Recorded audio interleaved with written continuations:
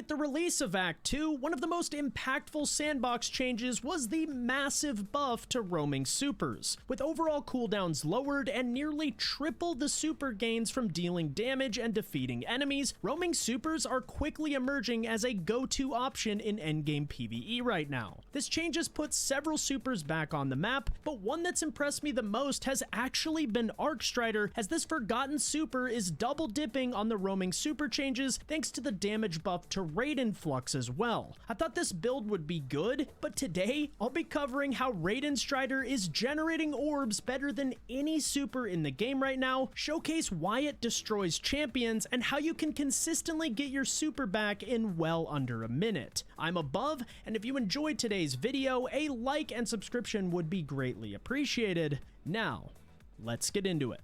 Let's kick things off with the surprise heart of today's build, Raiden Flux. Most of you probably forgot this exotic even exists, so to jog your memory, Raiden Flux buffs the damage of your Arcstaff and extends the duration of this super as you consistently deal damage to enemy targets. Not only does Arcstaff benefit from the roaming super cooldowns, Bungie also buffed this exotic's damage bonus from 50% all the way up to 70% when landing successive hits. This means we get this super extremely quickly and then get kills to extend the duration of this super and ramp up our damage. And they weren't messing around with these changes. Arcstaff hits like an absolute truck now. And when you combine this with the super's base 90% damage resist, you have one of the best ad clear builds in the game period right now. I've seen a few people say that exotic primaries are carrying the super regen with these builds, with Outbreak Perfected being an obvious choice, but that's simply not true. Exotic primaries are obviously great for this, but you can get similar returns from highly meta weapon archetypes such as Area of Denial frames. As long as you're consistently dealing damage, your super uptime will be off the charts. Take this example here. At 2048, I have just under 1/3 of my super back, and as I shoot Lost Signal at the enemies below me, my super bar explodes and gives me the rest of my super in just 15 seconds. I wasn't even trying to farm super here either. That's just how crazy the roaming super regen changes are after the buff.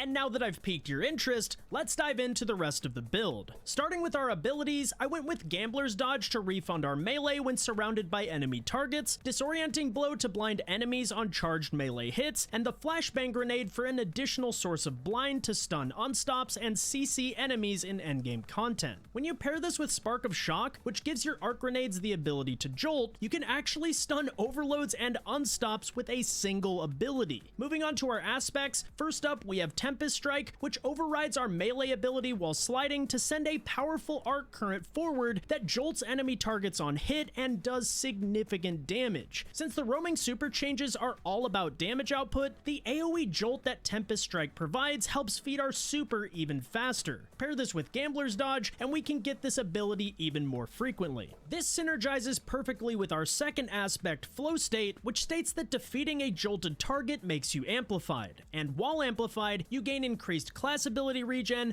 reload speed, and damage resistance while dodging. And since Tempest Strike jolts enemy targets on hit, our grenade and melee abilities will help keep us amplified at all times. As for our fragments, first up we have Spark of Amplitude, which creates additional orbs of power when rapidly defeating targets while amplified. This helps feed our super regen even further and pairs extremely well with armor mods I'll be covering later in the video. Next up we have Spark of Shock, which allows our arc grenades to jolt as I mentioned earlier. This also pairs perfectly with our next fragment, Spark of Ions, which generates ionic traces each time we defeat a jolted target. Ionic traces help reduce ability cooldowns on pickup, so the more of these we can produce, the faster we'll be cycling our abilities. And last but not least, we have Spark of Resistance, which grants a stackable 20% damage resist when surrounded by enemy combatants, which will take advantage of constantly while in super, using Tempest Strike, or in hectic situations where you need that extra layer of survivability. These fragments provide significant improvements to ability uptime, overall survivability, and easy champion stuns. And while we're on the topic of champions, it's important to note that Arcstaff absolutely destroys them. Arcstaff has two notable attack types, the Heavy Slam and the signature light heavy attack combo known as Palm Strike. For the Heavy Slam, simply jump and then use your heavy attack while midair to slam the ground with a damaging shockwave that will stun on stops. This is by far the best way to approach these champions, as the Palm Strike attack pattern takes 3 hits to stun and wastes the devastating damage potential that Palm Strike has to offer. The light heavy combo is actually so lethal that you can sometimes stun lock barrier champions before they even shield, and essentially one-hit unstops when Raiden Flux's damage buff is ramped up. Now, the centerpiece of this build is obviously the super, and our armor mods are going to reflect that. First up, on the helmet, we have Dynamo and Hands On to grant increased super regen when you dodge near enemy targets or secure a melee kill with Tempest Strike. On the gauntlets, I went with Impact Induction to reduce grenade cooldowns whenever we deal damage with our charge melee ability, and Heavy Handed to generate orbs on melee final blows. You always want to adjust your resist mods to match the activity that you're in, with emergency reinforcements coming in clutch for additional damage resist when our shields are broken. When you reach critical health, this mod will consume your existing armor charges and kick in additional layers of protection that can absolutely save your life in hectic situations. On the boots, I went with Recuperation and Better Already for instant heals and health regen each time we pick up an Orb of Power, and you can pair this with Absolution to reduce ability cooldowns when you do this as well. On the class item, I went with Distribution and Bomber to reduce grenade and ability cooldowns when dodging near enemy targets, and Powerful Attraction to collect all nearby orbs of power when using our class ability. With the number of orbs we'll be producing, these mods come in clutch for consistent healing, survivability, and consistent ability uptime.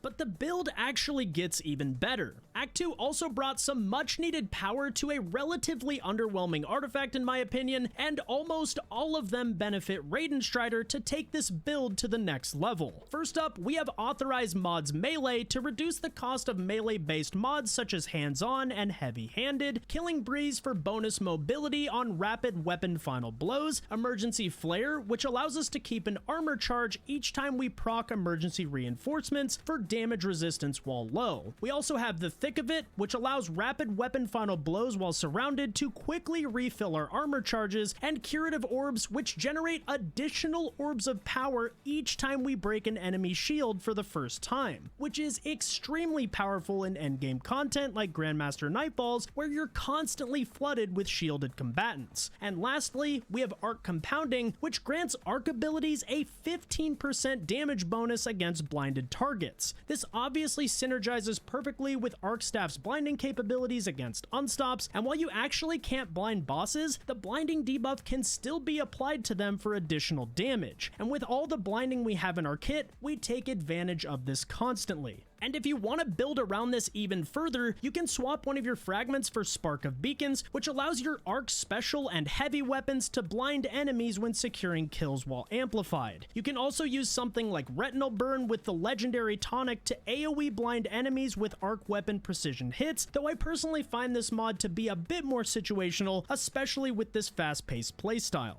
This build genuinely blew me away. The number of supers you get and the orbs you generate for your fire team are genuinely game-changing. Raiden Strider tears through champions, has insane levels of damage resist thanks to Flow State, Spark of Resistance, Emergency Reinforcements, Tier 10 Resilience, and Resist mods to help you soak up a ton of incoming damage. And when you pair this with how many orbs we're generating and the constant healing you get from Recuperation and Better Already, and you have a very tanky build on your hands. Though the super regen, super uptime, and orb generation from Arcstaff are the centerpieces of this build, the neutral game is surprisingly strong with this season's artifact mods and absolutely destroys endgame content once you understand how to use it. Well guys, that's gonna do it for the video. I hope you enjoyed, and if you did, a like and subscription would be greatly appreciated. And as always, the dim link to this build will be linked down in the description below. You can also catch me live running GM helps over on Twitch at twitch.tv/above, so make sure to swing on by the stream sometime. Anyways, that's it from me. Thank you all so much for watching, and I'll catch you next time.